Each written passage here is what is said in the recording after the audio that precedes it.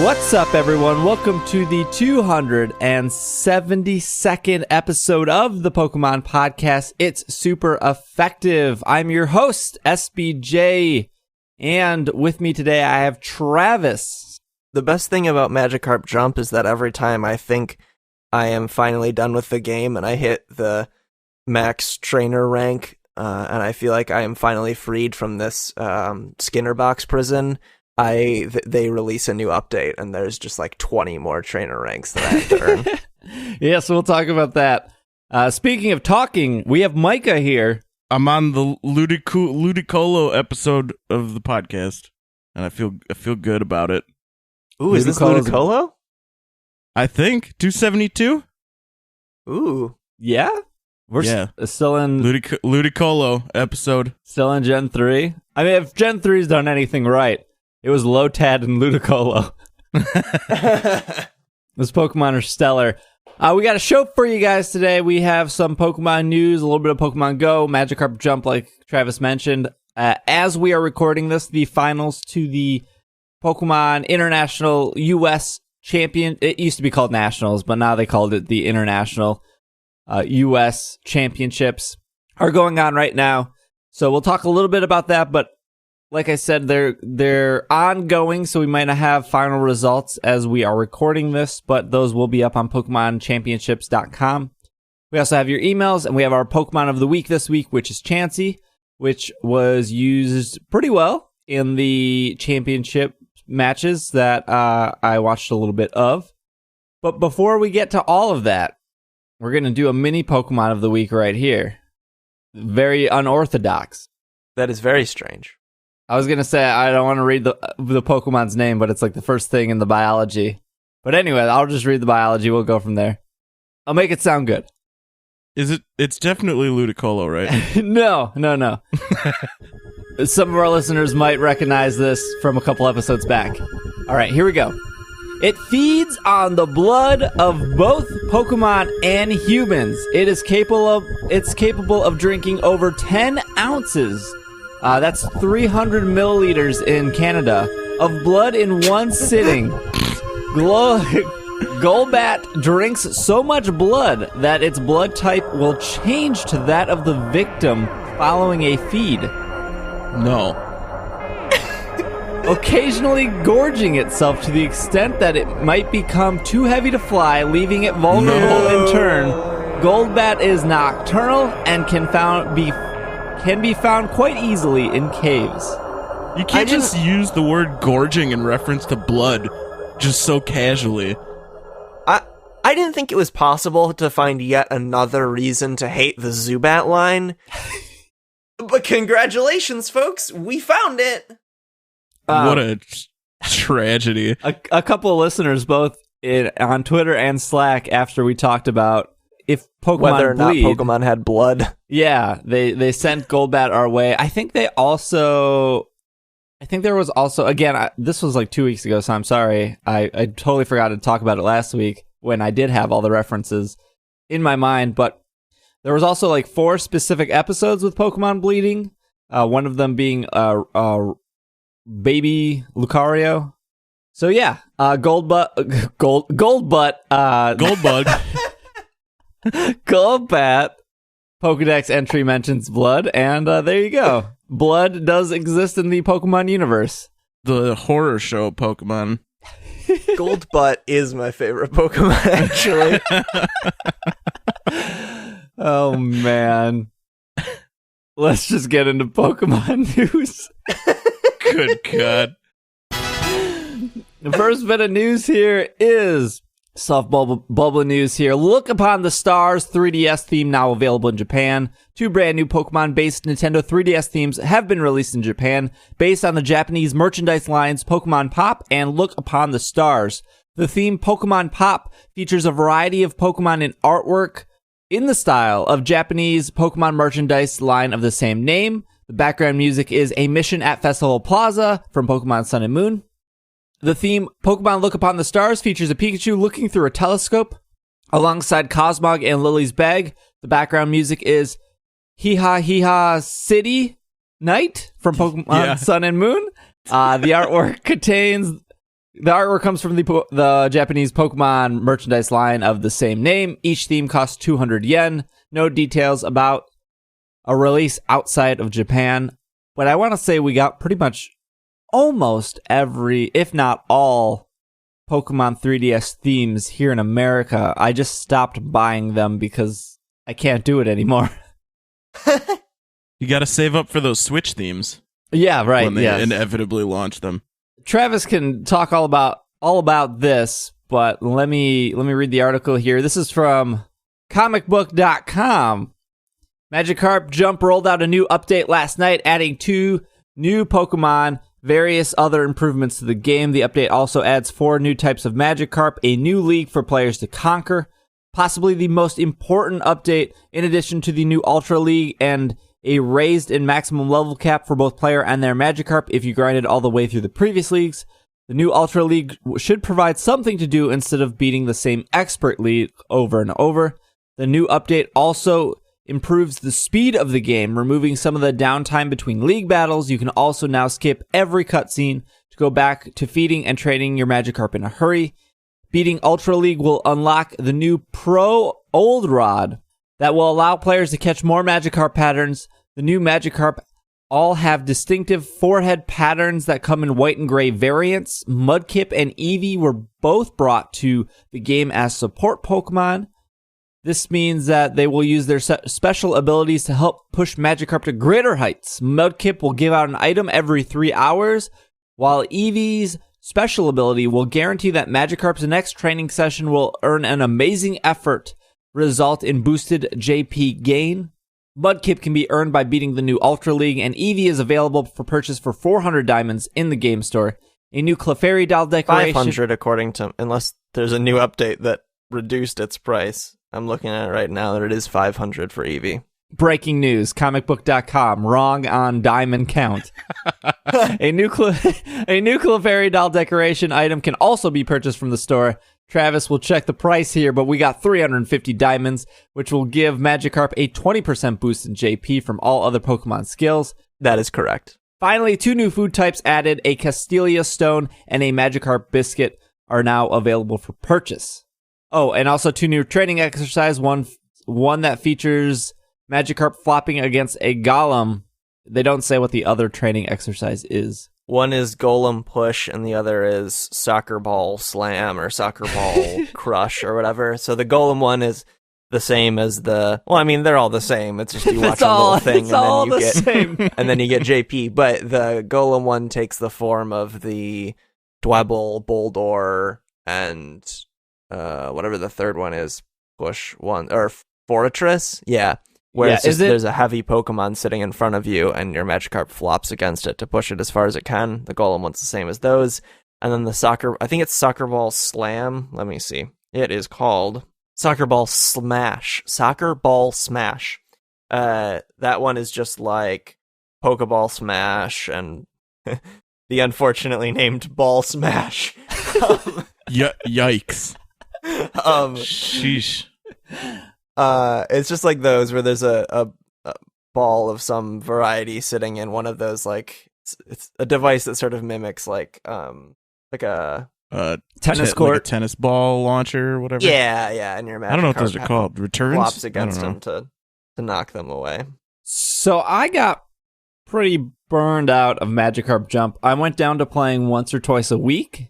I've been playing once a day now ever since the update. I'm really satisfied with, especially more than anything else, the speed changes. But yes, Travis, tell me how you feel about this update. I'm curious about that too, because I completely stopped playing and I haven't touched it in weeks because of how slow it was. The speed updates are pretty great. I mean, I would argue we're not there yet in what it needs to be. For example, the best... It could be faster.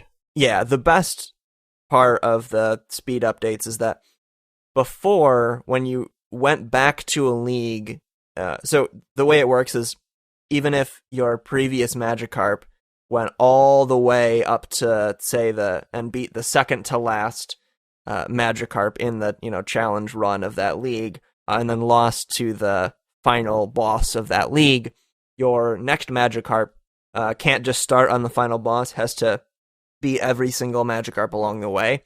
The game has always had the ability to hit a skip button that makes it so that you skip the majority of you skip all of the cutscene that shows the jumping happen, and it skips right to the result.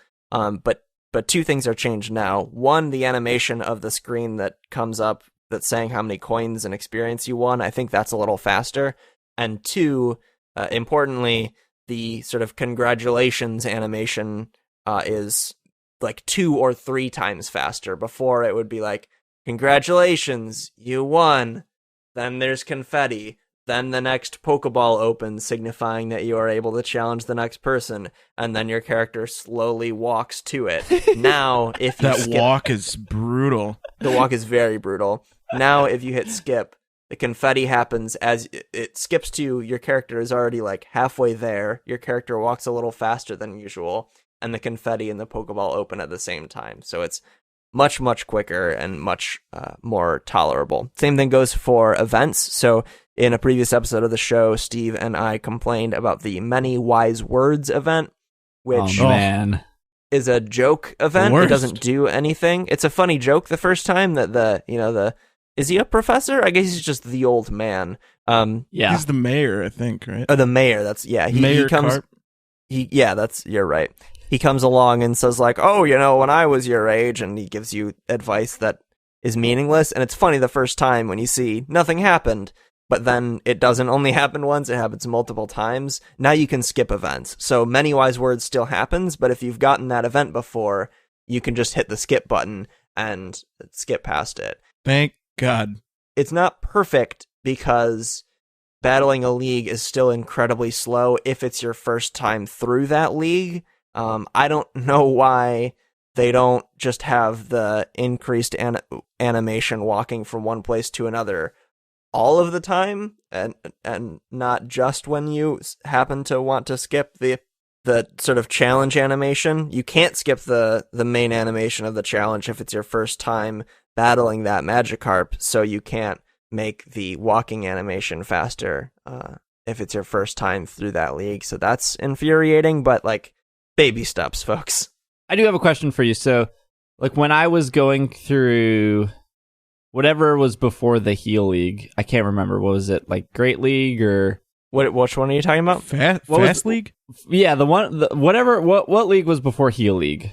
There's Heal League, like Quick League or Fast League. I don't know. I think it's Fast League. So I know. So before Heal League got released, which was the first major update to the game, I was 2 gyms away from beating the game and not having, quote unquote, beating the game and not having anything to do. I think they call that Expert League.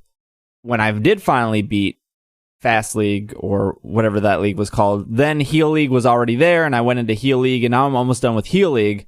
And of course, I'm like 2 battles away from being done with Heal League. They released this update for this new league.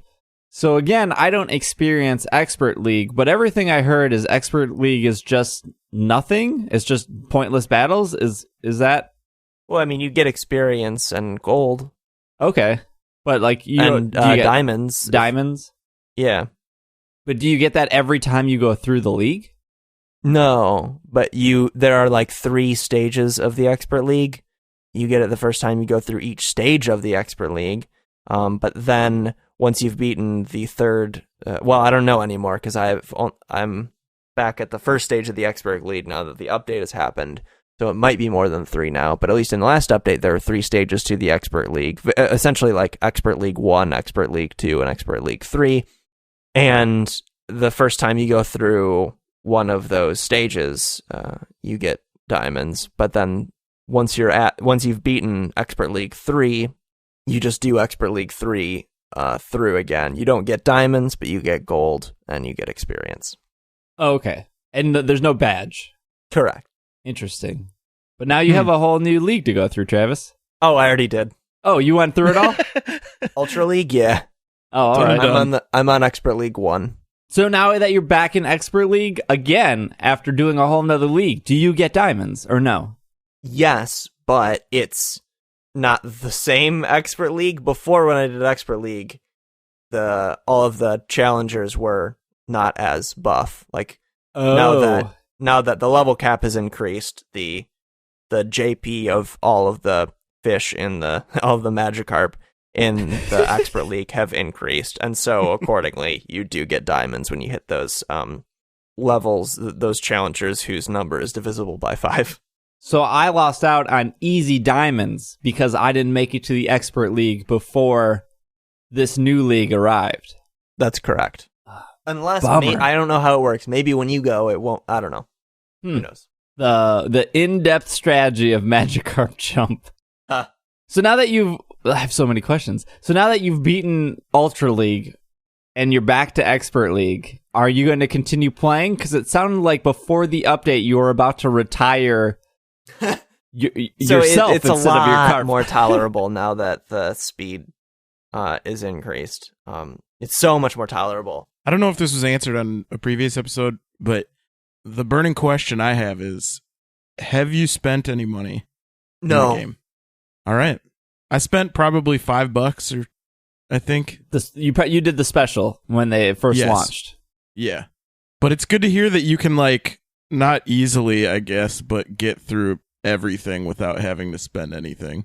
Yeah, I never even really felt the temptation to spend. It's not like one of those free-to-play games where it's like, I don't know, I didn't feel like spending money would make me have any more fun, so I didn't. All right, fair enough. I also think there's a hard cap in what you can spend. I don't think you can spend more than $100 in the game. Listen, if I spend $100 on Magikarp Jump... But you can get the... I give you the ability to take my phone away from me permanently. You get the Diamond Miner if you spend... I think you have to spend $60 and you can get the Diamond Miner. $60? It's like yeah. Magikarp Jump's a AAA video game. Can't you get that without paying any money, though? Isn't it just diamonds? You have to... So the only way you can buy the Diamond Miner is by using the Pokebucks. And the only way you get Pokebucks is the tickets is by spending money. Maybe it's whatever. Maybe it's not. Maybe it's $40. I think you have to get the Diamond Miner. It's whatever the final purchases, which I think might be Magikarp research right here. Menu purchase. After 5 trade-ins of 2,500 tickets, you can get the Diamond Miner, which is 100 diamonds per day. So you would have to spend. That's a lot of diamonds. That's a lot of diamonds. You'd have to spend $40. You would have to buy the $35 option, which gives you 2,150 tickets.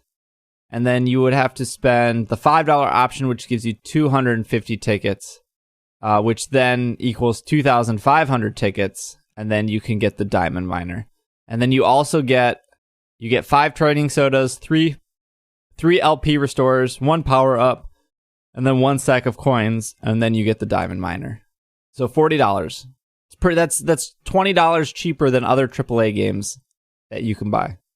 This isn't a AAA game, though. I still feel weird about... Yeah, A. And B, I still feel weird about spending $40 on a mobile game. Then you don't. There's no real...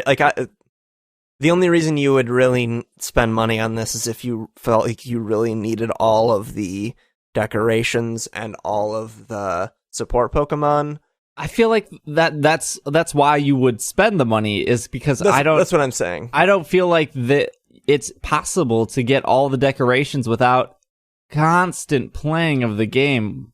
Yeah, I definitely agree. Like, if you're trying to get all of the decorations and all of the support Pokemon, I can see why you would spend money. I don't really care. I'm just going to get the ones that, by, just reading their descriptions, think are the best. Like, the next one I'm going to get is Gengar. Like, I already have, the ones that I bought with diamonds that I earned in the game are Meowth, which Meowth you get, from beating your league. So I bought, like, Litten, Slowpoke, and Greninja, and then the next one I'm going to get is Gengar, because I'm trying to make it such that there's different ways you could go about playing the game, I suppose. One way is to try to maximize just things that give you coins, so you would like max out like a Rowlet. But what I want to do is just blaze through generations of Magikarps as quickly as possible and just earn coins that way by having them fight the league. So once I get Gengar, the strat is going to be all of my Pokemon will have their support Pokemon will have their abilities ready. Click Greninja, I get however many 100 million JP from that. Then I use Slowpoke, which returns one random support Pokemon's ability to being activated. And since the only one whose ability isn't activated would be Greninja at that point, it's going to be Greninja. It Then can't I hit pick Gengar. itself? It can't do itself, no. That would be a hilarious loop. Yeah. And then This is such a good strategy already. I'm really excited. And then you hit Gengar, which increases the JP you get for a brief period of time. I think it's like by 50% over the next hour or something, or maybe it's less than an hour. And then I hit Greninja again, and I get however many million times 1.5 because of Gengar. Then I hit Litten, and I get however many million times 1.5 because of Gengar. And then I hit Pikachu, and I get however many million times 1.5. Then I do all my trainings, and then I hit Piplup, get a training back, and maybe hit Mudkip, and maybe get a training soda and do another training. And then there, in one sitting, I've completely gotten a Magikarp to its That's maximum incredible. level. Can you write that down somewhere? Can you like post on Twitter the I don't know Magikarp if jump it's actually even the best Travis strat, strat but- guide? I don't know if it's even the best strat, but I can certainly put it on like the subreddit Investigate. or something. I'll tell you, it's the best strat I've heard because it's the only strat I've heard. So it has to be golden. Speaking of spending money in mobile games, Pokemon Go has now earned a total of $1.2 billion in revenue across 752 million downloads, according to Apptopia. This article is off VentureBeat.com. Apptopia is an app intelligence startup based in Boston. Its total revenues for 2016, Pokemon Go's, were 950 million. So while 2017 may not see the app making as many headlines in mainstream news, the Pocket Monster Catcher is still has plenty of traction. According to Apptopia, 57.4% of the game's players are male, while 38% are millennials, ages 19 through 34. Pokemon Go still attracts plenty of younger players, with 32.5% of its users being 18 years or younger. Millennials can't buy houses because they're playing Pokemon Go. Micah, how much money have you spent in the Pokemon Go? I don't know. You remember when I said I can't see you spending $40 on a mobile game? Oh, I know. That's why this transition was beautiful. Possibly the best transition I think I've done.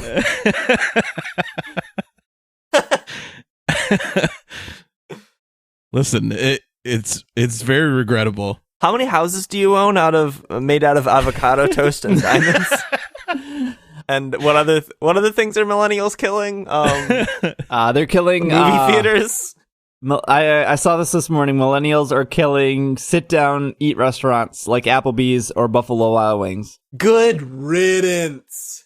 Prior to Pokemon Go Fest, I spent $70 in Pokemon Go. I believe I spent $20 on the very first day, which I felt was needed for me to properly report on the game and seeing what money could get you. I think since then I spent $10, $20, and then and maybe two more sets of 10 or one more set of 20. I looked through my app purchase history.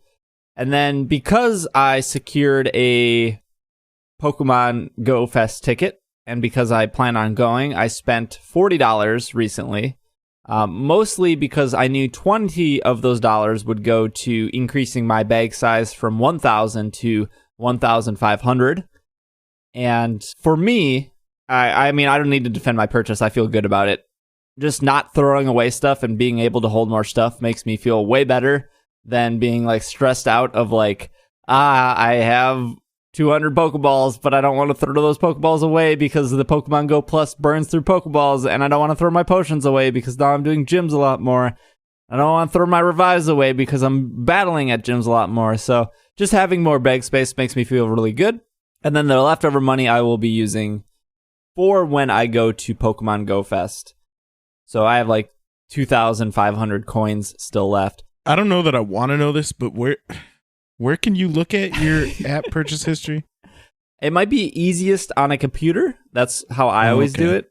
You just go to iTunes and then you go to view account info and then you hit purchases. And since Pokemon Go is only a year old, you just have to look for the last year of purchases in iTunes. I don't know that I actually want to do that. But maybe. I don't know that I need to subject myself to that. Travis, it's been a full week since the update. I know you were dabbling with Pokemon Go a little bit. Are you still into it? Has this update changed your mind? Are you playing more? Magikarp Jump is taking over your life? I've just been jumping for joy. I haven't really been playing Pokemon Go. So I've been playing Magikarp Jump so much.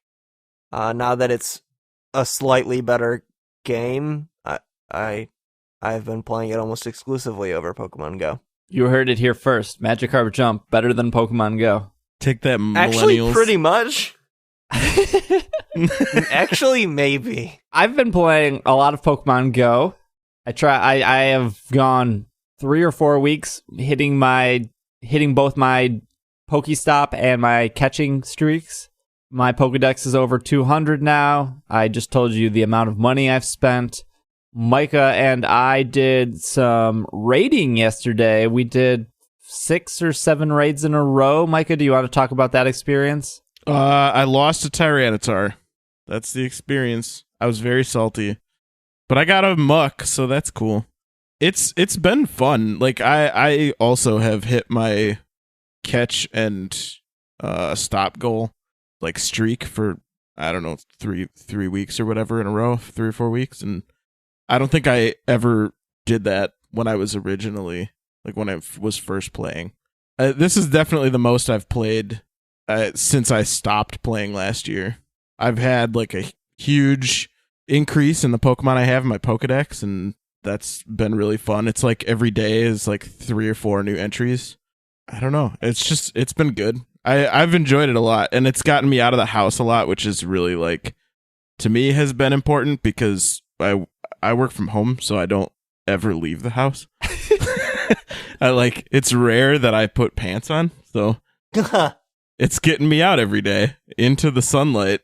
I was like, Micah, tell me about the raids in Pokemon Go, and you missed the whole interaction we had with like 2 strangers. Oh yeah, that's right. I forgot about those guys. Yeah, I could sum it up. That's like kind of frequent though, right? Like we tend to see people a lot more frequently, like out raiding. Like even yesterday, we went to a mall here, Mayfair, and there was we were just looking for raids, driving around looking for raids, and we found one at the mall. So we stopped at the mall and we walked to like where it was, and there's a mom and her son outside where the raid was happening, just playing. And at first we were like, oh, that mom's just on her phone, and then we heard them discussing Pokemon Go strats together. But the best part was the mom was playing Pokemon Go. The little kid wasn't. Correct. And seemed very impatient with like mom taking so long at the raid.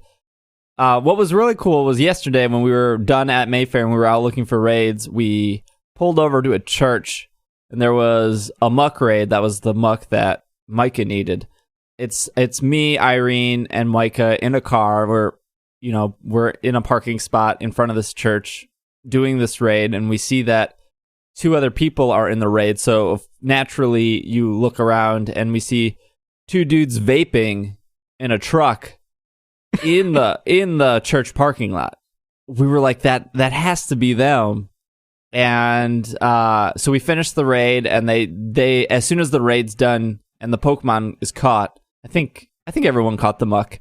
You see the car slowly back out and like kind of pull in front of us because we were near the entrance of the church, and they do a little wave, and then I do a little wave, and then I was like, screw it, and I pulled down my window, and I was like, hey, did you guys catch that muck? And they were like, yeah. I was like, are you going to do more raids? And they were like, yeah, we are. And I was like, well, there's like 5 of us. If we can probably do level 3 or level 4 raids, because muck is a level 2 raid, so it's pretty easy to do a level 2 solo if you're high enough level.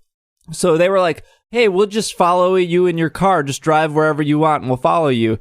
And they legit did, and we like drove around and looked for some raids, and then we couldn't find any, so I pulled over into a grocery store parking lot, and they pulled up next to me, and they were like, hey, we got this app that helps us do some more raids. There's like a raid 10 minutes away if you wanted to do that. And I was like, yeah, sure, I'll follow you. So we drive over to that, and that's when there was like a Magikarp and raid. Then they drove you into an alley, and they stole all of your prized possessions. They took all our avocado toast. They took all my Pokecoins. So we did like a Magikarp raid and a Vaporeon raid and another muck because we were waiting for this level 4. When we got there, it was 30 minutes to the level 4 raid, so we didn't know what it was going to be. So a level 4 could be a Charizard, a Blastoise, a Venusaur, a Tyranitar, and I think a Dragonite. Anyways, just like stage 3 Pokemon. So we're like giving each other thumbs up because like we're parked either in front of each other or behind each other. And so we're driving into all these raids, and then finally the Tyranitar raid pops, and it's like 34,000 CP. So it's one of the top tier Tyranitars, and at that point there's only 5 of us, and the guys in the car, they were like, I don't know if we can do this. We did a Tyranitar earlier, and there was 11 people, and we got through it okay, but I don't know if we can do it with 5.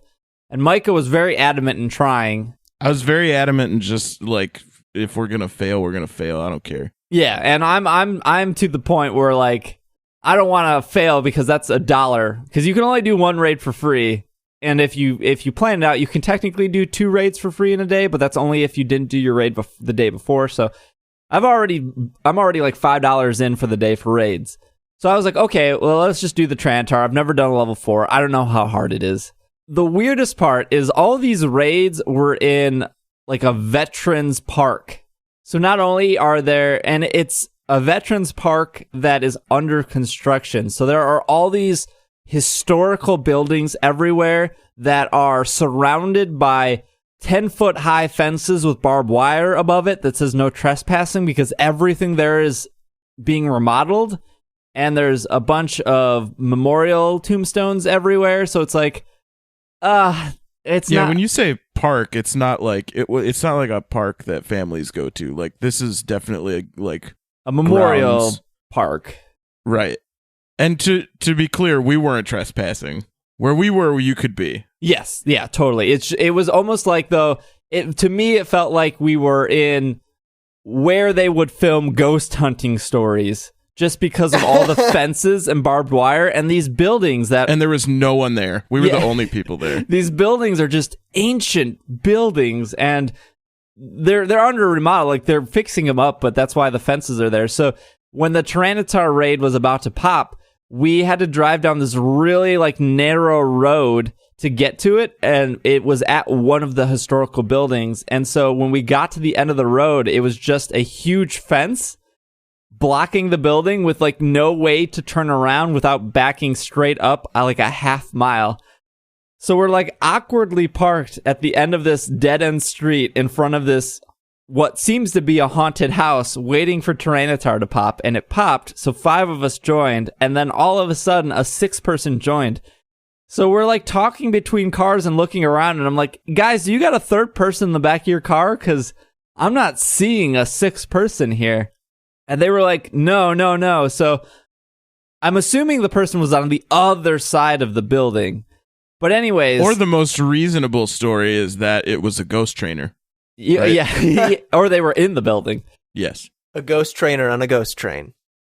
Yes. Okay, well, let's just do the raid. The 6th guy's willing to commit. We can't see where he is, but the countdown timer has started. So we start the raid.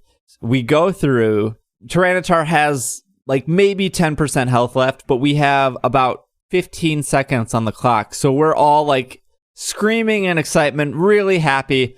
And then with 5 seconds left, it goes, "You have failed the raid." And we're all like, what? It just booted everybody. We have 5 seconds. This is strange. So it was like we were going to do this. This was possible. A fun fact for people who haven't done harder raids. When you use a raid pass, you're good for the entire duration of the raid.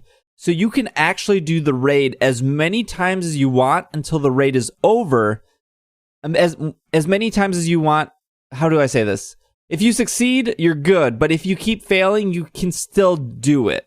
If that makes sense. For the hour, you can go back in. You can even leave and then come back. Yeah. If you leave, you lose the party that you're with. When we failed, we were like, we don't understand why it ended 5 seconds early, but we can definitely do this. So I switched 1 or 2 Pokemon around, and they got back into the raid because it's free for the hour once you initiate the raid pass. And we saw that the 6th invisible guy, the Ghost, the Ghost joined back up again. So we're like, okay, good. There's still 6 of us. Ghost guy is in. 2 guys in the car are in. My car is in. So I think we can do it this time, and we did it. We finished probably with 2 seconds left, I want to say, Micah. It was very, very close. It was very close. And so I think I only got 5 Pokeballs or 5 Premier Balls. I think Irene... Micah, did you also get 5? It was a Valor gym, 5, so I know Valor people got more. They get like a 3. If a raid is on a gym that you own, you get a bonus 3 balls. So I think the lowest count of balls you can get is 5, and the highest count of balls you can get is 13. So I was able to catch the Trantar. I have never felt so stressed to so excited in a matter of like 2 minutes of being like, I have only 5 balls to catch this Trantar. I want a Trantar so bad, and being able to catch it. Irene caught it. Micah, you did not. I alternatively went from being the most stressed to the most disappointed in the shortest amount of time. I did not catch Tyranitar. I was very disappointed. I mean, I was disappointed in that, like, I was disappointed that I didn't catch it, but I still had a really good time doing it. And that seems to be, like, generally how raids are for me, because I think the first one, I was salty the first time we did a raid, and it was, I don't know, remember what it was, Bayleaf or something, and I didn't catch it, and that was more frustration in the moment that I didn't understand. Like, I didn't understand how the rules work, so I was like, I just used my raid pass, and I'm leaving with nothing, and that's really dumb. But once you explain, like, oh, you get XP, you get items, which I skipped past all of that because I was more excited about catching the Pokemon than anything else. Then it made more sense. And now it's more like, it's cool to get the experience and whatever, and it's even better when you catch the Pokemon.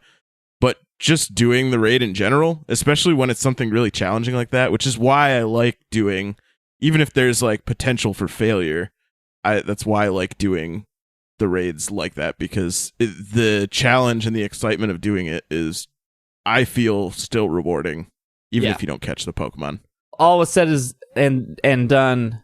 I exchanged numbers with the 2 guys in the car, and we went on our way. But yeah, it was a really cool experience.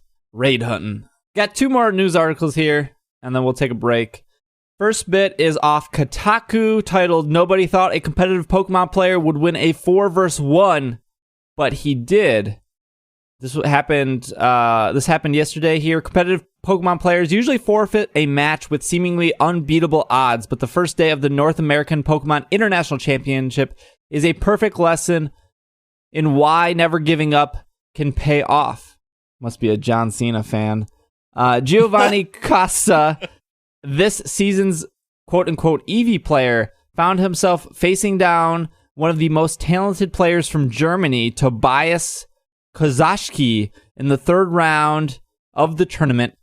Kozowski was using a team of Smeargle, Porygon Z, Arcanine, Tapu Bulu, Harimara, and Nihiligo, which recently finished Hariyama and Nihiligo? Yeah, just, whatever. The squid thing? Yeah, Nihiligo or Nihiligo. I don't know. The Splatoon Pokemon. I heard him yesterday calling it Nihiligo, which I feel like is just a really literal, like... Yeah, I mean, that would work too, I guess. He recently finished in the top 4 of the Japan National Championships. Costa made some major updates to his previous Eevee team with Incineroar, Tapu Koko, Whimsicott, Tapu Fini, Dragonite, and accompanying the evolution Pokemon, they have helped him throughout the secure set to win. So is this guy just using a pure Eevee? Probably Extreme Evo Boost or whatever the Eevees. Yeah, so Eevee has a very good Z move where all of its stats are boosted by 2 stages when you use it. However, things started looking grim for the Eevee player. He eventually lost Game 2 and was forced into a final match to determine the round's overall winner. Costa went for his typical Eevee strategy, trying to boost its stats before giving them to another Pokemon with Baton Pass.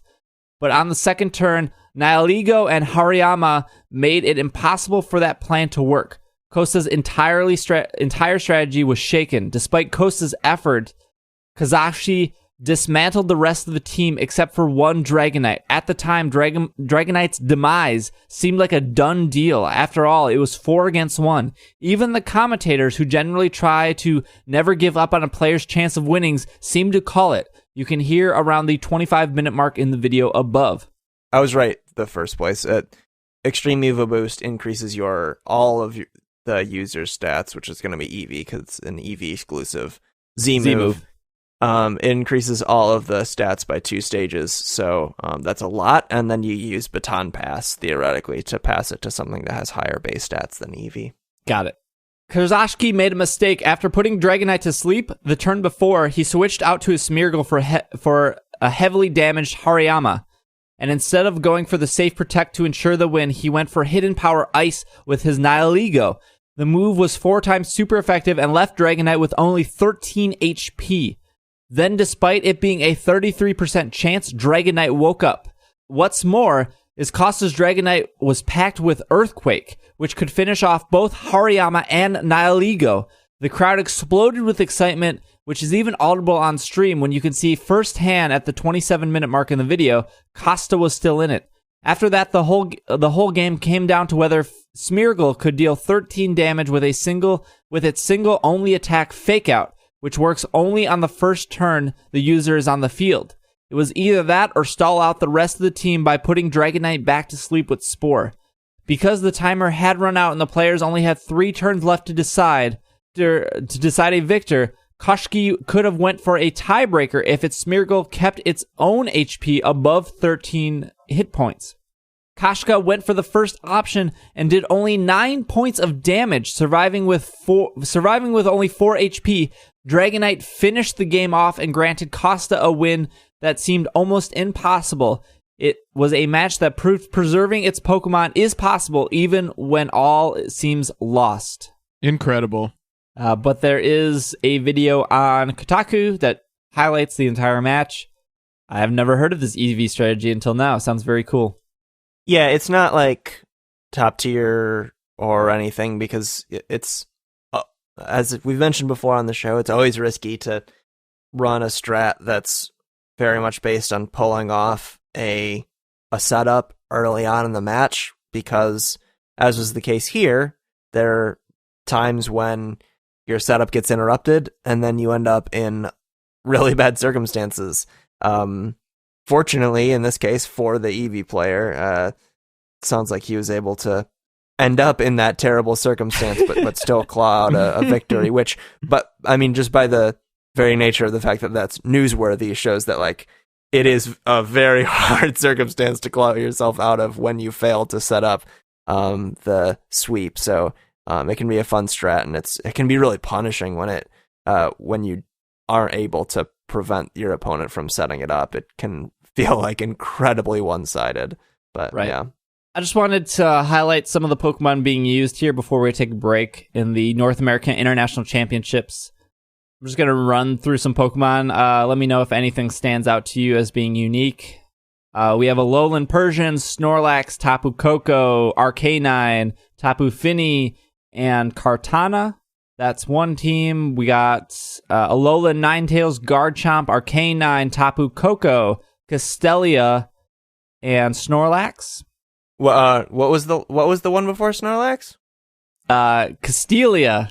Oh, Celesteela. Celesteela, yeah, sorry. Got it. We have Pelipper, Golduck, Kartana, Tapu Lele, Metagross, and Tapu Koko. So far, Alolan Persian, I think, is probably the one with the least usage generally. Like, that one is the one that surprises me so far. Okay. Not the Pelipper? No, because Pelipper has Drizzle. Oh, okay.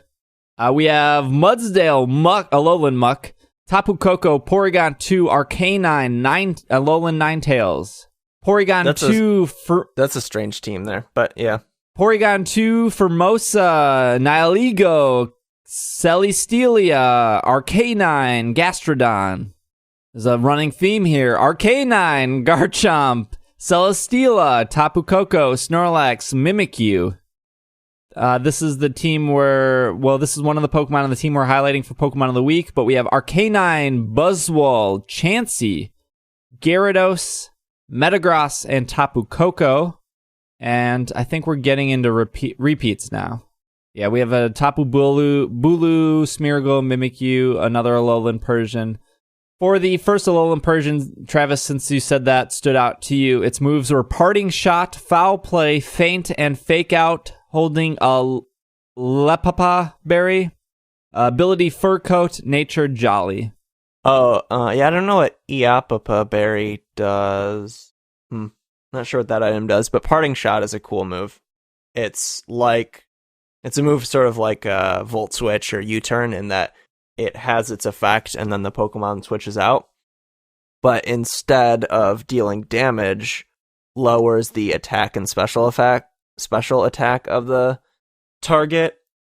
So like you can lower the opponent's offenses and then swap your Pokemon out. So it's a cool move. Not a lot of Pokemon have it. It used to be exclusive to Pancham and Pangoro, that line. But in Sun and Moon, Silvally has access to it, and then you can breed it into Alolan Meowth. Okay, so it's breedable. Mm-hmm. Gotta work for it, you're saying. That's correct. Let me look up what Eapapa Berry does. Okay. Oh, yeah, no wonder I didn't know exactly what berry this was. It's one of the many where Pokemon's health is restored by half when its HP drops to a quarter or below. There's a whole bunch of them because, like, depending on the nature of the Pokemon, it might have the effect of confusing them. So, for instance, with Eapapa Berry, you don't want to put it on a Pokemon with a lonely, mild, gentle, or hasty nature because it will confuse them. And there's just a whole bunch of berries that have the same effect, but confuse different natures, and I don't have all of them memorized. Got it. There are interesting choices of when to use it and when not to use it, because like Citrus Berry restores less HP, but it does trigger at a higher HP threshold. Just real quick, we'll run down what TCG decks are made it into Masters. We have Zoroark Break as one deck. Next deck is Volcanion Turtonator. Following deck is Alola Ninetales. Then we have a deck consisting of Drampa Garbodor. We have a Greninja Break deck. We also have a Decidueye Alola Ninetales deck and a Decidueye Vileplume deck. And then finally, I'm sensing a theme. Finally, another Drampa Garbodor deck. So TCG focused, it seems like we have a little bit of variety. I see Decidueye being used in two different decks, Drampa Garbodor being used in two different decks, but some different decks being used. If we get some results here, we'll probably report on this a little more in depth next week. Mike and I watched about 2 hours, but I mean, besides watching people battle and some commentators, I don't think anything too notable to report. Saw that sweet Chansey though, but we'll get to that after our break. Cool Chansey. Yeah, the toxic Chansey. We saw the backside of Buzzwole, which I don't think either of us have ever seen before. Which is really terrifying. Yeah, normally when I catch Pokemon, I box them right away. I don't actually use them. Yeah. We'll take a break here. We'll be back with our emails and our Pokemon of the Week, so sit tight. We will be right back. You gotta think outside of the box, dude. Yeah. And outside of the bun. Think outside the bun. Think outside the bun. I mean, that's a pretty good saying. Yeah. Think outside the bun. Think outside the bun. Think outside the bun. Isn't that the Taco Bell thing? And we are back from our break, and we are going to do some emails. So if you have any questions, comments, or concerns, you can send those emails over to sbj@pkmncast.com. or you can go to PokemonPodcast.com and hit that contact button. Both will get to me. All right, this email is from Sophia. In the PS, they said how their town is spelled here. Yakima, Washington. Hi, SPJ and crew. It's nice to know that someone from Yakima listens to this podcast. Oh, I think wasn't there a Yakima last week too? Yakima. That must be what this person is responding to. Yeah. Connecting Yakimans all over. Actually, just in Yakima. I wanted to know, with Pokemon Ultra Sun and Ultra Moon coming out, which Pokemon do you want to get an Alolan form and why? Design ideals for said Pokemon? Sophia. I don't think we have any Alolan Pokemon that were originally Ghost type, so that would be interesting to see like an Alolan Ghastly that's like I was not gonna dead. say Alolan Ghastly, but only because I want to see an Alolan Gengar, because it's, there's like no practical reason other than I just want that. It is possible, though, to just have Alolan Gengar, because we don't have Alolan Execute. That's not a thing. That's true. Right. I just want more Alolan Pokemon that just are the same Pokemon but with cool hair, like Diglett and Doug. And actually, I was gonna say, do you have an example? Yes, you do. There's that. Yeah, that is a thing that happened to Diglett and Doug's hair. I just want that. Do you guys think that we'll get Generation 2 Alolan Pokemon, or are they really going to again tackle? Well, they could do no Alolan Pokemon. That's a thing, but I don't know if I would want them to touch more Generation 1 Pokemon. I feel like what's there is great. Yeah, I had kind of assumed that they weren't. I don't know why. I just assumed that the new stuff that we would see would be like there wasn't anything really new aside from like the Kyurem forms in Black 2 and White 2, right? They didn't introduce anything. Essentially, yeah. Like no new Pokemon except maybe some of the event legendaries were released after the release of that. I can't quite remember. And the same thing with like Omega Ruby and Alpha Sapphire. I don't know. I just assumed that they weren't going to introduce anything new aside from like alt forms. There were new Megas in Omega Ruby, Alpha Sapphire. Oh yeah, that's true. That's true. I was thinking of like, was there a legendary Pokemon that got released during Black and White and Black and White 2 that was only obtainable in Black and White 2? I think it was just like the Kyurem forms. Yeah, I think so too. Like you couldn't get Black Kyurem or White Kyurem in Black and White 1. That was specific to Black and White 2. You needed the DNA splicers. But you could get Kyurem, right? Yeah. I mean, if they do, that's cool. I'm really into the Alolan forms. I think they're cool and unique and everything. And it would be cool to see more, but both of you give me one Alolan form you'd want to see from Generation 2. Dunsparce. All right. I don't know how that would manifest. Dunsparce is so... Dunsparce is like so particularly what it is. I don't even know how you... I think an Alolan... I think an Alolan Mareep, Flaffy, and Ampharos could be interesting. Cool. But they already got Megas. That's true. Is that like the thing though that they don't? There's no Alolan form that also has a Mega form, right? Until now. Oh, maybe. I'd really like to see an Alolan Politoed, actually. I feel like Politoed's already Alolan. Nah, man. I'd like to see a Politoed that's an Alolan Politoed that looks more like Poliwhirl. I feel like Slowking, Blossom, and Politoed all already fit like some Alolan tropical theme. Maybe this is going back a little bit, but maybe Meloetta wasn't released until after the release of Black 2 and White 2. Oh, yeah. Oh. I think you could get it on any of the games, but just chronologically. Here we go. The case. Alolan Jiggarath. What? Oh, Giraffaric. Yeah. Oh.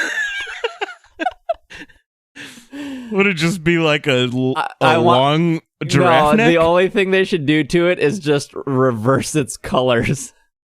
There we go. Instead of the front being yellow, the front is brown, and instead of its butt being brown, its butt is yellow. Perfect. What a cool Pokemon. Well, I heard I know you didn't. I know. Well, it's obvious already that the pronunciation was off. But I thought you said Alolan Jigalag, which is the main villain from the Elder Scrolls IV Oblivion Shivering Isles expansion, and the idea of a beach vibes version of the terrifying giant suit of armor that's the Daedric Prince of Order is something I am very interested in. I've never been so happy to hear anybody talk about Elder Scrolls IV Oblivion before. All right, what if we had an Alolan Dawn fan, and instead of being, what is Dawn fan, just ground? Yep. It should be ground electric, and when it rolls, it builds up electricity. I'm sold. Oh, that's farther than anything I've been able to come up with, so. I was thinking like ground fire, but I think we already had like Maracargo and Slugma that generation, which I think is ground fire. They are rock fire. Rock fire. Slugma is pure fire, and Magcargo is rock fire. Fire rock. I'm just pandering at this point, but what about an Alolan Piloswine? I mean, I wasn't going to say it because that would just be a little too obvious coming from me. Too cliche. But I mean, like, I'm not going to say no. Let me ask you, if you could have an Alolan Piloswine, what would be the difference from original Piloswine? So that's ice ground, right? Yeah, it is originally ice ground. Give me the type. Give me the type change. Let's do ground flying, and it just gets it just puffs up so much and gets so fluffy that it just like is so not dense that it is less dense than the air and just floats up to the sky into the heavens where it belongs. From what, the humidity? No, it's just less dense than air. Up. It's like, yeah. All right. Or no, actually even better, it's little eye flaps of fur. They form giant like hot air balloons that make it like a lighter than air dirigible. And it just carries it? So Drifloom has some competition. Yep. What would it ruin Piloswine for you if Alolan Piloswine? No, because the original one is still there. If Alolan Piloswine had visible eyes, we've seen Piloswine's eyes in the anime. Are they terrifying? And they're great. I've never seen this. Yeah, I think so. I can't quite remember. I think they're just eyes. I think they're just eyes. Yeah, I mean, just like your like average, ordinary, everyday Oh yeah, I pulled it up here. They're just like little button eyes. They're pretty cute. Yeah. Jonathan writes in, says, I need to know if anyone else thinks this is insane. See attached image. I am a huge Gen 2 fan. I'll get to the image. I am a huge Gen 2 fan, probably my favorite generation. That being said, I would have a hard time paying more than $100 for this nice looking set of badges. Attached is an image of the framed gym badges of Johto on PokemonCenter.com. But for $180 for 8 badges that aren't even made with silver or any type of interesting stone, that's absurd, is it not? They look nice, but I'm fairly certain I remember TCG events where they gave gym badges away for free. I apologize for the Pokemon Center rant, but can you reason out the paying for this? Steve, you're a good dude. Will is a total sweetheart. Travis seems like a pretty good dude. That metal what screams they did in the Burgess song was dope. Thanks for your time. It's just Johnny. Have you guys seen the premium Johto gym badge set? I saw they did a Kanto set, didn't they? Yep. Yeah, it was also I saw that. $180. I could probably justify the price here. Please do, because I'm in, what was their name? Johnny. I'm in Johnny's court right now. So please justify. I'm not sure the quality of badges because they're behind glass here. And I do know, I do have some of the original Toys R Us League badges. I do as well. Those are like your simple pins, whereas speaking of reviews and badge quality, this week the week of this episode, there will be a bunch of my Pokemon Center reviews on the YouTube channel, youtube.com/PKMNcast. And one of those reviews are, I don't know if it'll be this week or next week because I recorded 10 different reviews. One of those reviews were the Pokemon Center Hoopa Confined and Hoopa Unbound Pokemon pins. So those pins are $12.99, which comes down to about $6.50 a pin. And I would say the quality of those pins are years better than the Toys R Us Gym League badges that you got back in like 2000. Is it possible that's because it's been years since they No. Just like the back plunger and the thickness and the enamel they use. Well, and they're die cut too. Like the Pokemon Toys R Us badges were just like basic Squares. rectangles that Yep. they had like a print. It wasn't like they had any kind of bevel or embossing or like filled enamel or anything like that. It was really, really basic. You do $12.99, which is 2 pins, and you times that by 4 to equal 8. You're looking at about $52 for pins. So that leaves $120-ish of what am I paying for there at that point? As somebody who has hosted 2 art shows and has done framing and cutting and sealing, I think a lot of people don't realize how expensive it is to frame something professionally, and that's what you're getting with the gym badges of Johto and the gym badges of Kanto. Not to mention that you get free shipping over $50, so I'm assuming that... Yeah, shipping is probably just built into the cost. Yeah, I'm assuming that $20 to $30 of this $180 is dedicated directly to the shipping and making sure that the glass here doesn't break and the frame here doesn't get dented, any other insurance costs, because you are going to get free shipping on this. That leaves about $90 for the actual frame itself, which is actually, it should be more expensive. No. Yeah, I gotta disagree. I just framed Irene's diploma, and if I didn't with a coupon, it was $100 to professionally frame that diploma. Here's the deal, though. You're going to a place where they're doing that one time for you. This is a difference between like a situational framing. Like I did a lot of framing too, because I went to art school and we had a lot of galleries and we had to frame professionally to make it look nice, and it was expensive and it sucked, but that's, student loans. We did it. And a big part of it was always that you were doing it like as a single person in a shop where there's like 2 or 3 people working that are doing it for you. And this is obviously a product that's like being mass produced. So I don't think it not, is. Like, they're doing custom cutting. They're not don't doing think like... this product's being mass produced. There are so many 400 to 500 items on PokemonCenter.com. I don't think this is getting mass produced. They probably made 100 or 200 of these. I mean, that's still it's not. like... It's not a plush. It's not hard it's not to... a pin. It's not hard to... Do not say that it's not hard to frame. That framing sucks. No, it does suck. It totally sucks. But it's not hard to produce 100 to 200 of one pieces of frames that you're then assembling for way cheaper than what it would cost to do that for one piece. Like, it's a really significant difference. I would be okay with like maybe it's like $40 to $50 of the cost. Are you kidding me? But That's like $100 of the cost? No way. Of that product? The frame itself Absolutely is not. probably $30. The actual border canvas in there is probably $10. So you're at $50 there, and then somebody's work to like cut that frame, and they could be buying it, but I doubt it because of the actual size of the frame here. It's 10 by 5 not to mention the fact 1.3. That's not this like, financial breakdown assumes then that they're making zero profit on this, which I extremely doubt. No, they're probably making profit, but I don't think that this is overpriced.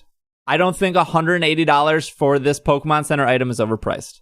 On PokemonCenter.com, there are 1, 2, 3, 4, 5, 6, 7, 8, 9, 10, 11, 12 different pieces of artwork framed by Ken Sugimori, probably not framed by Ken Sugimori, but the artwork's by him, for $250 each. That'd be funny.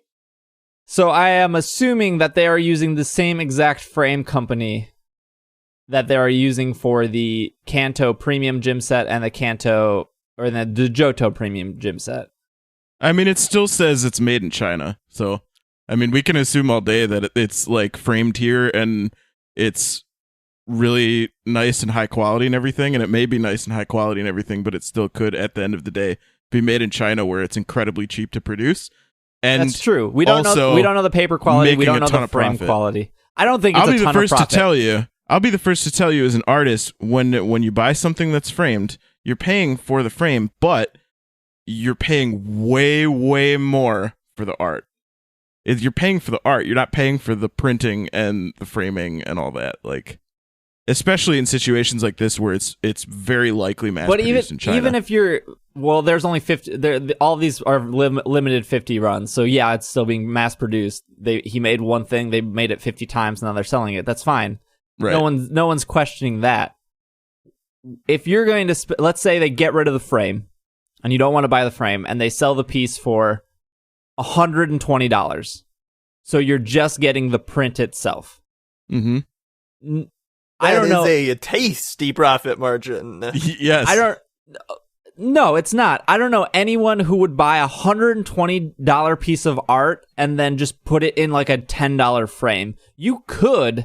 You absolutely could, and it would work, and you could hang it on your wall. But the whole point of professionally framed art is not only is it sealed so dust and debris doesn't get inside, usually the glass is UV protected, so then when it's sitting on your wall and the sun shines on it, the actual artwork doesn't fade. I think not giving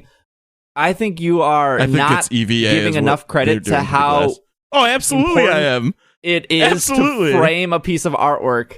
But what I'm saying is they don't have like a shop that they're mailing these to in the United States that's framing these, and it's like what you would pay or I would pay to go and have something framed. They're doing this through probably a manufacturer in China. I mean, it says right on the product description. It literally says on the product description, country of origin printed in Japan, frame made in the USA. I don't think they're making that's different than the frames badges, which just says country of origin made in China. I guarantee you those badges are made in China, but the frame and the canvas are exactly the same on this and the other one. So I'm assuming they're getting framed in the USA near the Amazon ship center that they're shipping to.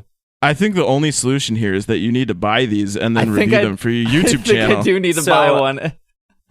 I have a theory. What if, stay with me here, what if the person in charge of curating the Pokemon Center online shop was told that the new games feature Alolan forms and misheard and thought the person said Alolan frames and was like, oh gosh, I guess we need a lot of framed a ton of frames.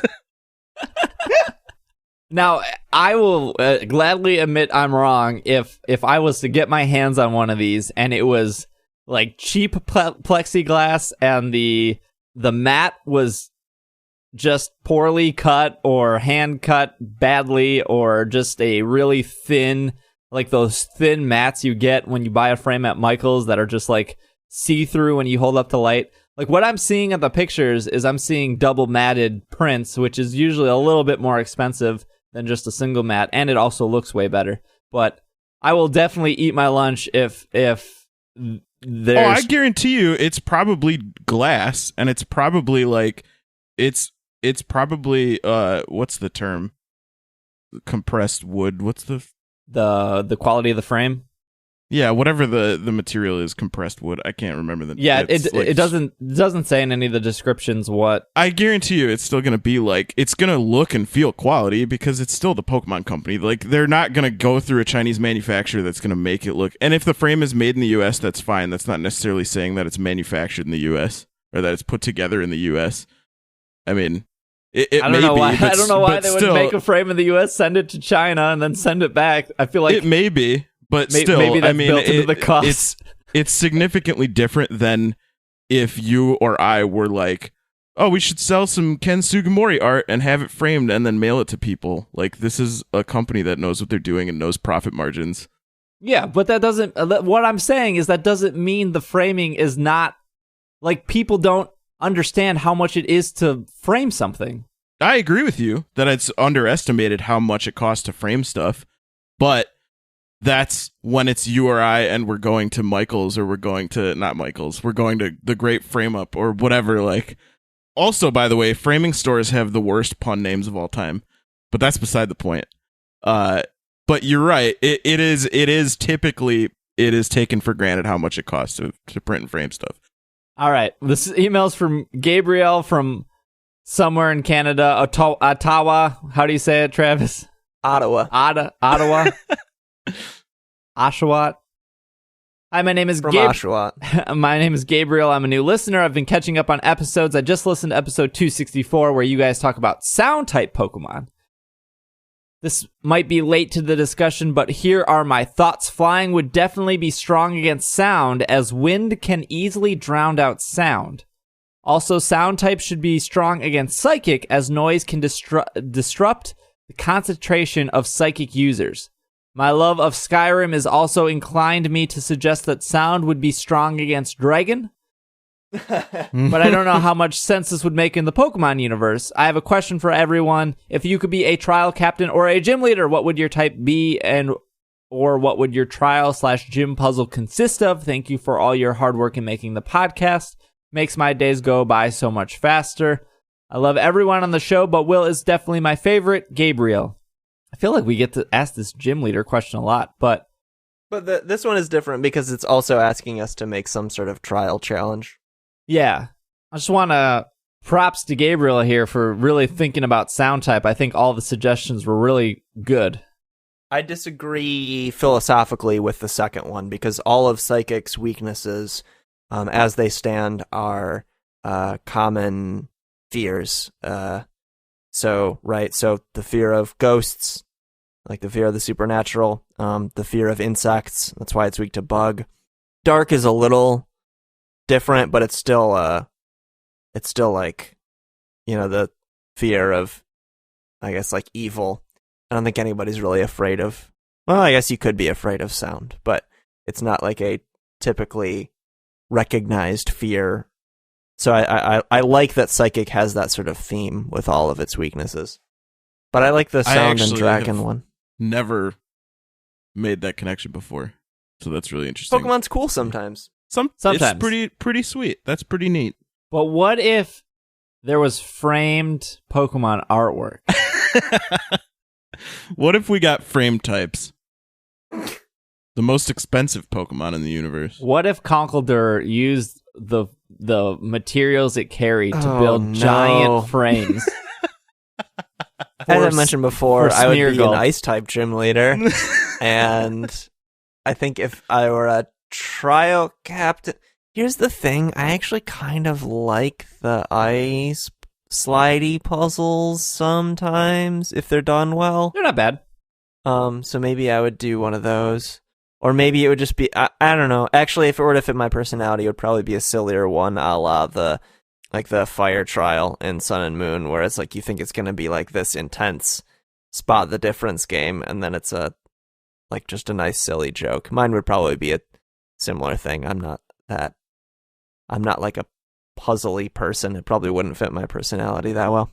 I would be a water gym leader. I've said this before, but my gym would be exactly like the Cerulean City gym in the anime, whereas...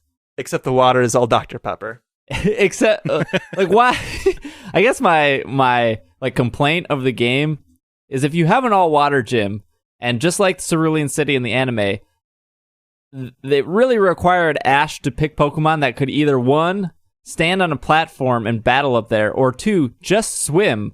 Why isn't that mechanic or rules set up more in the anime? If I was at the Cerulean City gym and I was battling a gym leader, I couldn't use a Snorlax because Snorlax would make the platform sink and Snorlax would then drown. It would force you to use different Pokemon. Gyms should have it so you would be forced in a way to change your team up more than just picking 6 Pokemon or just picking your starter and over-leveling it and just burning through the actual game. That would be my mechanic of like, hey, only certain Pokemon can work here. All water Pokemon can work here, but only certain Pokemon under a certain weight could stand on these platforms and actually battle. That's a neat mechanic. Can I ask a question real quick? This is a question I think about probably every single day. In Lieutenant Surge's gym with the garbage cans, was there actually instructions on how to properly do that gym, or were they solely relying on you to just keep guessing? Did they at any point in the game prior to that, tell you that you could look in garbage cans? Because I feel like once I walked in there, when I played it the first time, I was like, oh, I can look at the, it's the garbage cans and I can look in them. And I feel like that was just like known. There were certainly items in garbage cans before that. Yeah. Right. But I mean, like, did they can. ever inform you in the game prior to that? Like, hey, you can look in garbage There's cans. probably some or we would NPC just who like, says, like, I wouldn't be Yes. surprised if there are an NPC Yeah, who was there like, definitely is. I like throwing away full potions. And then you check her garbage It's can or either whatever. in Viridian millennials City. can't buy houses because they're throwing potions in the trash. It's either in, Travis is right. It's either in Viridian City or Pure City where an NPC says they threw away a potion, and then you go over to the garbage can and you check and you get the potion. It's So definitely I a think thing. maybe that like is is what led to when you walk in there and it's a room full of garbage cans that you could look in them. Yeah, I don't think anyone got stuck on the whole part of like checking garbage cans. I'm asking though, is there a rhyme or like does it ever state that like you need to find 2 switches to open the final door and how they would relate to each other, or is it really just a guessing game? Because if you guess the first switch and then you guess another switch, it resets. And so then you go back to the first switch to find the second switch. And usually with any type of puzzle, there's like a reason for the puzzle or like a hint or like some instruction. I don't think there was any instruction. I'm fairly certain when you get the first switch, it says you need to get one more. And when you pick the wrong garbage can after that, then it says something like, oh no, the switch is reset. I believe. It's been a long time, but I'm like 90% Yeah, I don't have certain strong that enough that's recollection of the puzzle to like even contribute much. Maybe a listener will know. I just as a 10-year-old playing that game, I don't know how I got through that gym without just trial and error. But I feel like a Pokemon game is way more than trial and error. I feel like there had to have been some instruction or some hint that I just wasn't reading as a kid. I feel I think we're also maybe discounting the ability of children to like just get something pretty quickly. There are lots of things that I feel like as an adult I would be like pretty mystified by, but as a kid it was like no big deal. I mean, I'm not saying I spent hours on it as a kid. I probably just activated every single garbage can until it opened and didn't really think anything more of that. Yeah, I don't know as a kid how I got through it either, but I definitely did. Let's do one more question. This is from Nick from Coronora, California. I don't know why I almost said Canada. Corona. Corona. Yeah, probably Corona. Longtime listener, current Patreon backer. SBJ, you're the best. Micah, you're just as good. Now that that's out of the way. Sorry, Travis. Oh, That's all right. I have not been getting a lot of favorites this week, but I think there was a week or two ago when I was like 3 in a row. So I'm just getting my comeuppance. that may be the first time anybody has mentioned me specifically in mail. No, you get favorites every now and then. Hooray! Now that we got that out of the way, I have one question. How should one start watching wrestling? The topic has been brought up on the podcast, and it's intrigued me. And I saw on Hulu there are some seasons of Raw and SmackDown, but the problem is, where do I start?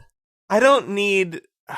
there's already too many people, like, peripherally involved in this I don't need the listeners of this show to also all watch wrestling, because then I'm just alone. Then it's like, because like now it's at least like theoretically there are some listeners who are in my boat who are like, holy cow, this wrestling thing just sounds like a bunch of hot garbage. At least I have camaraderie with a theoretical listener. If all of the listeners all of a sudden start watching wrestling, I'm just on my own, and I can't handle that.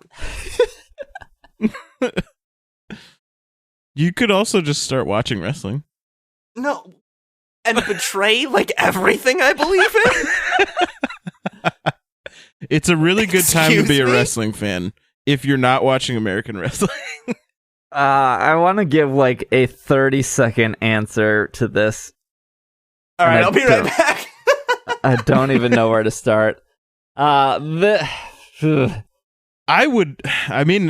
Lately what I've been telling people that have said anything to me about like being interested in wrestling, this is going to sound really like, I don't know.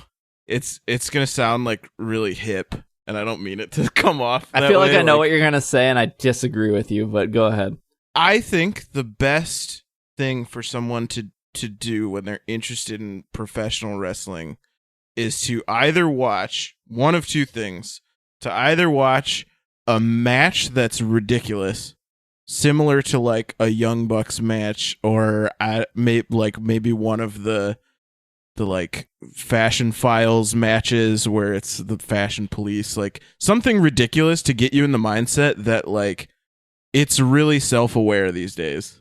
Or alternatively, if you want something that's just really good athleticism, to watch Kenny Omega versus Okada, which is like the highlight of professional wrestling right now. See, I disagree with you. Let's hear it. I don't think somebody who knows nothing about wrestling or where to start should watch one of the best matches of all times, because I don't think they would understand the level of performance there. It's like the way I think of it. The way I think of it is like this: if I watched, like, this is a weird analogy, but stay with me. I watched Pulp Fiction when I was like 19, and I felt like if I would have watched it earlier, like when I was like 14 or 13, I don't think I would appreciate it. And I feel like wrestling is the same way, of like, there is so much going on in that match. Refined taste to enjoy a film about putting a watch up in one's nether regions. I mean, I watched Pulp Fiction when I was like, I don't know, about that age, like really early high school, and I really enjoyed it. You were probably way more mature than I was at that time. Well, that's what I'm saying that about myself. So what I would do, this is what I would say. This is my 30-second answer. I would watch WrestleMania 33, which happened 3 months ago. The most recent WrestleMania. There are only two bad matches on that card. There's the Bray Wyatt and Randy Orton match that was bad, but very interesting. And then there was the Roman Reigns and Undertaker match that was kind of bad, but that was mostly because of the Undertaker being way too old. Otherwise, I think that pay-per-view gives you a good insight of what wrestling actually is, and it's more of a performance and an actual show than it is about athleticism. Not discrediting that these people are extremely athletic and extremely talented. They wrestle with the intent of not actually hurting the other person, but in order to tell a story. That's what I would do. I would also say that WrestleMania 30 is a better WrestleMania, but I think at that point it's so far removed from the current state of wrestling. And I'm to a point now where I watch wrestling really pay-per-view by pay-per-view. Yeah, there is your weekly Raw and your weekly SmackDown, but I don't feel compelled to watch them regularly. If I hear that there's something good or something interesting, I will go seek that out. But I think that every single pay-per-view that at least WWE does is really good at telling you why you should care about the match that's about to happen. There's like usually a 2 to 3 minute like story of like why you should care about this, and then the match actually happens. That would be my suggestion. Yeah, I mean, I think that at least I'm just going off of my personal experience. Like, I found it way easier lately for people to watch a match and decide if they're into it. Way less likely that people will subscribe to like 4 hours of wrestling if they've never watched it. I mean, but WrestleMania WrestleMania opens with a match I would recommend, which was Shane McMahon versus AJ Styles. Did it really open with that? Yeah.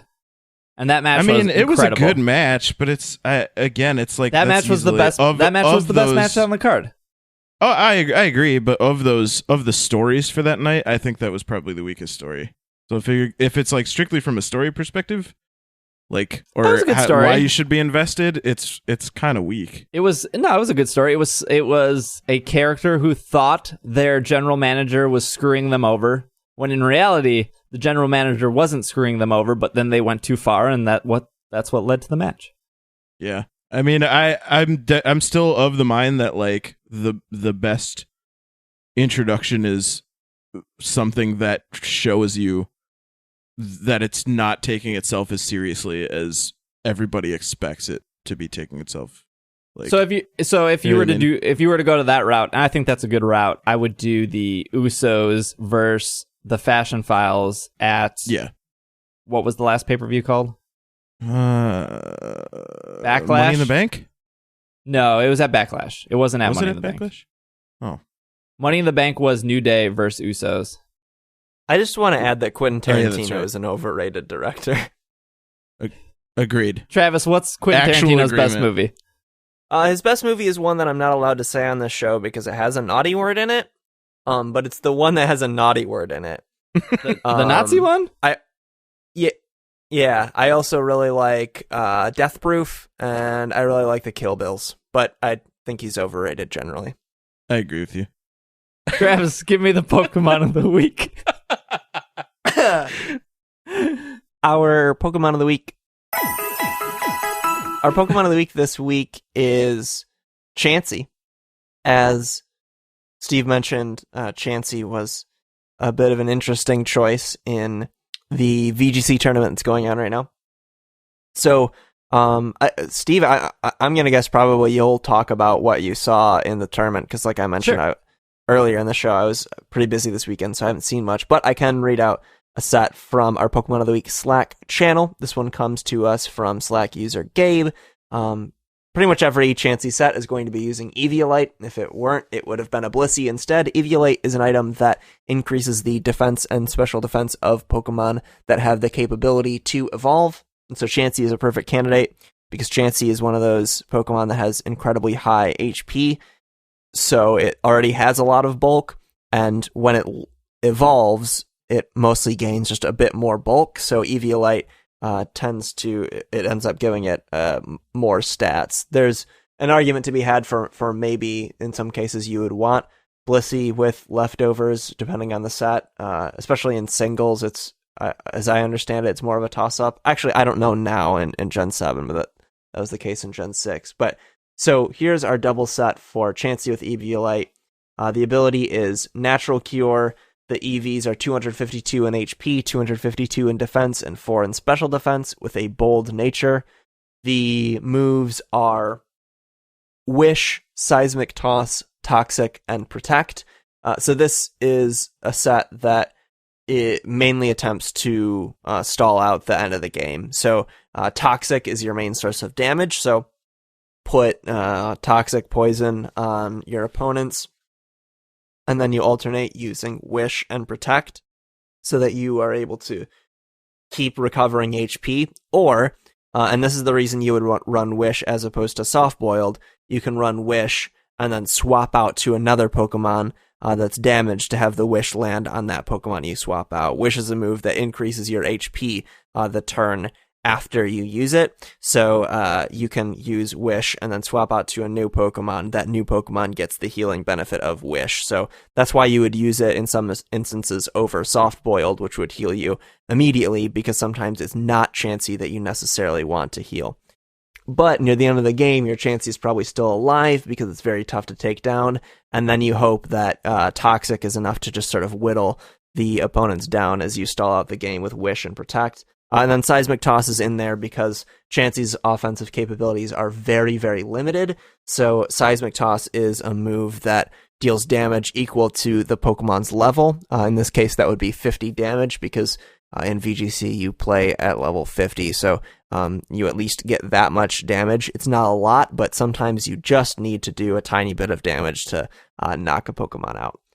As I understand it, though, the set that you saw in VGC was a more healer oriented one with like Heal Pulse and the ability. Is the ability just called Healer? I believe it is. Yeah. So the set that made top 10, and I believe they won their round, so they moved on to.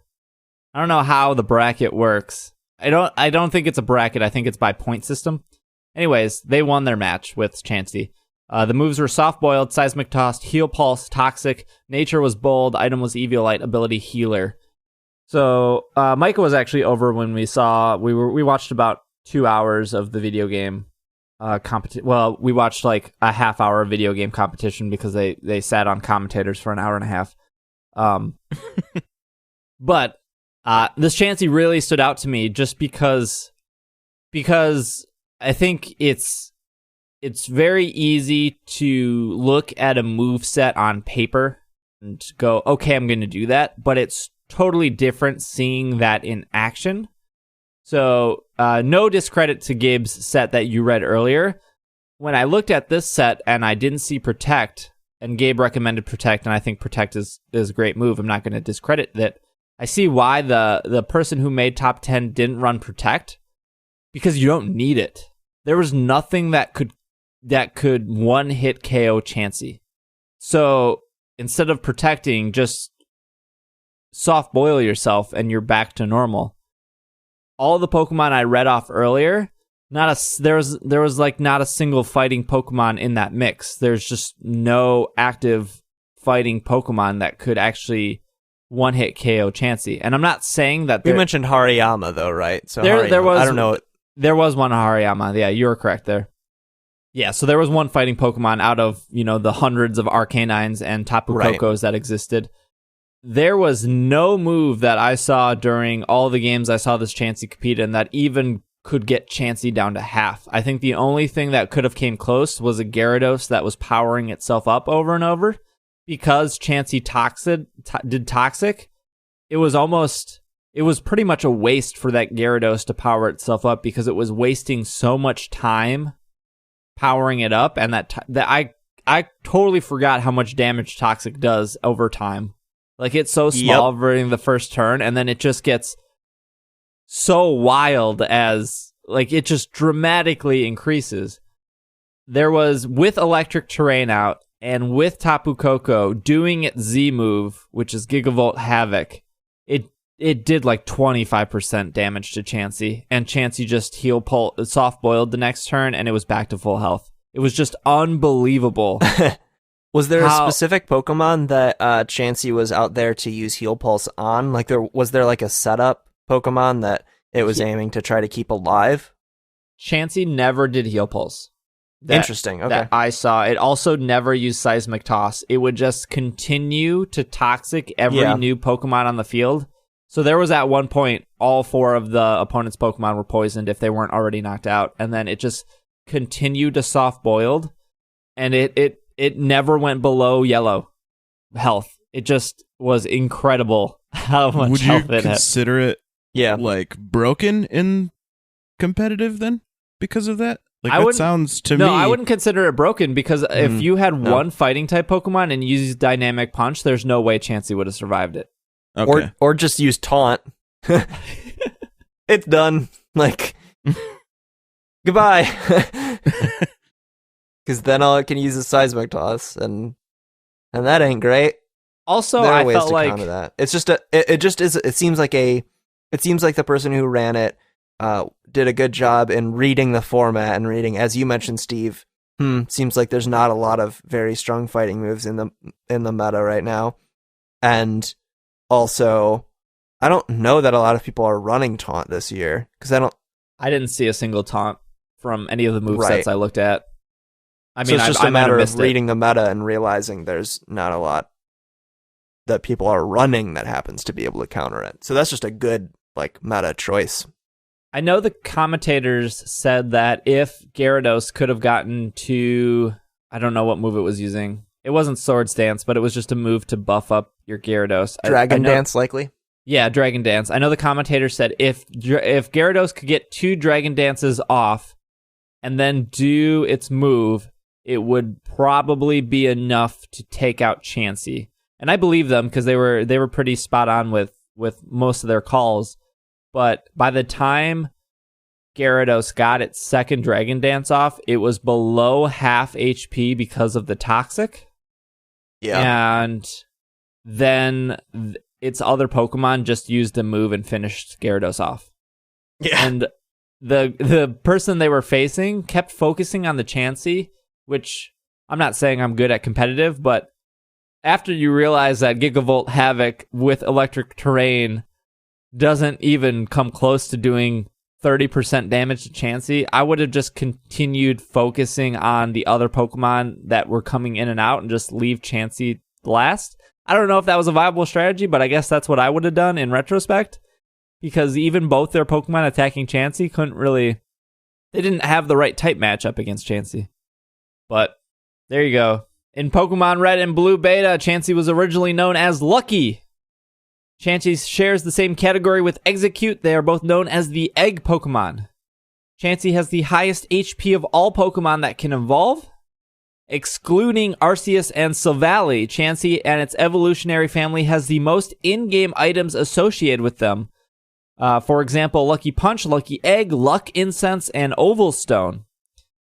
Chansey ties with Happiny for having the lowest base stat attack and defense of all Pokemon, both at 5. And a shiny Chansey is kind of this ugly egg color with green highlights. It's really the color of an egg instead of being pink. So yeah, there you go. And Chansey's 100% female for breeding purposes, I suppose, in case you didn't know. Well, that wraps up our episode for you guys. Let's move on to some house cleaning. I recorded a bunch of Pokemon Center reviews with the old headcam this weekend. 10 reviews specifically. 4 of those reviews are in regards to the Pokemon Gallery figures that you can get off PokemonCenter.com. They're $16.99 each. They will go up one a day, all 4. There's going to be a contest on those. So if you subscribe to the YouTube channel and you like and comment on those videos, you will get entered to win all 4 of those figures. Because there are 4 videos, you have 4 chances to enter.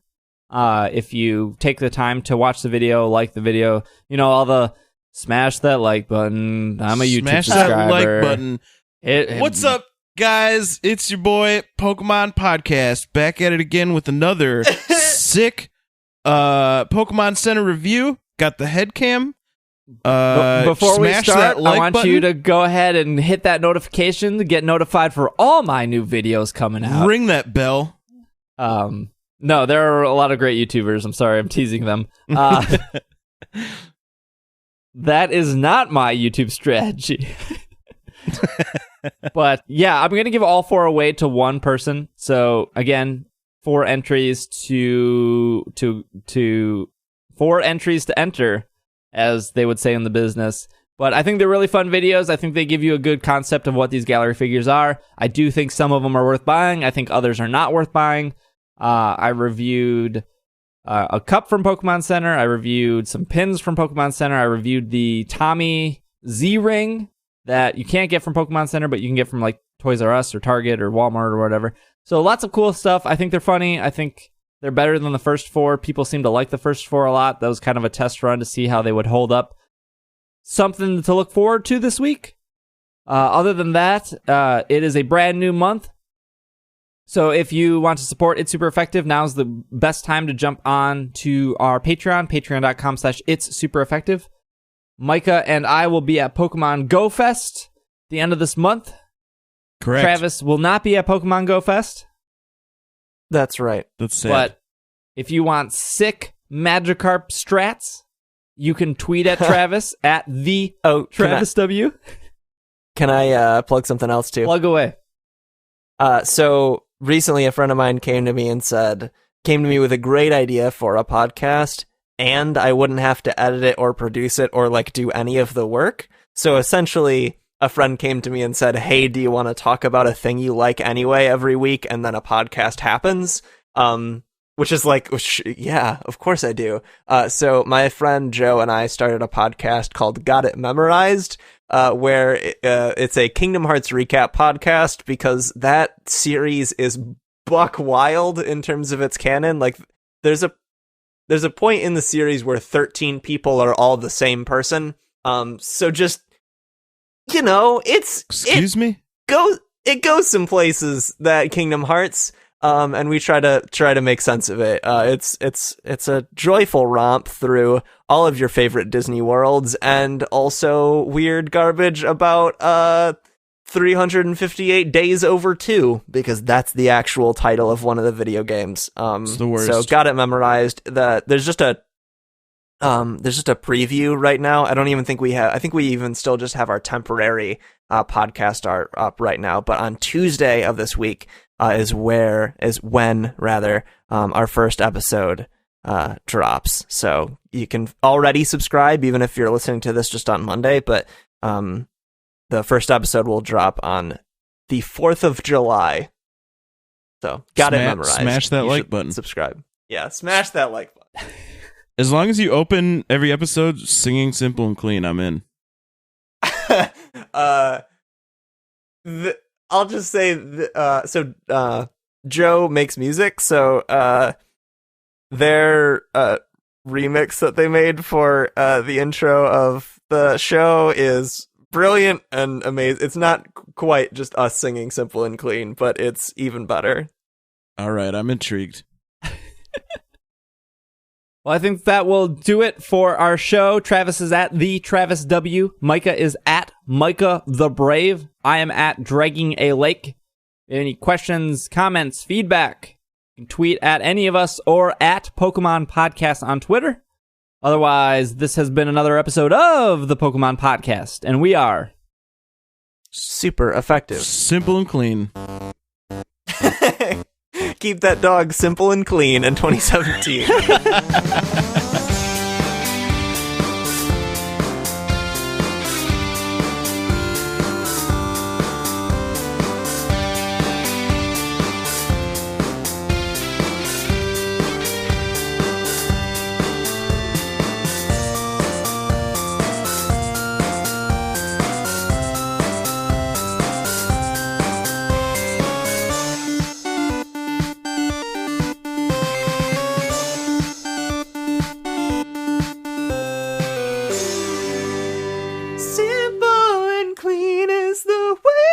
Nope, I'm not gonna do it. Making me feel tonight. It's hard to let go. Oh man. Just wanted to give a big shout out to Wally. You can check him out over at drunkontacos.com. And if you want to be part of the shout outs at the end of the episode, you can jump over to patreon.com/itssupereffective and sign up for the producer tier. But again, a shout out to Wally. You can check out his stuff over at drunkontacos.com.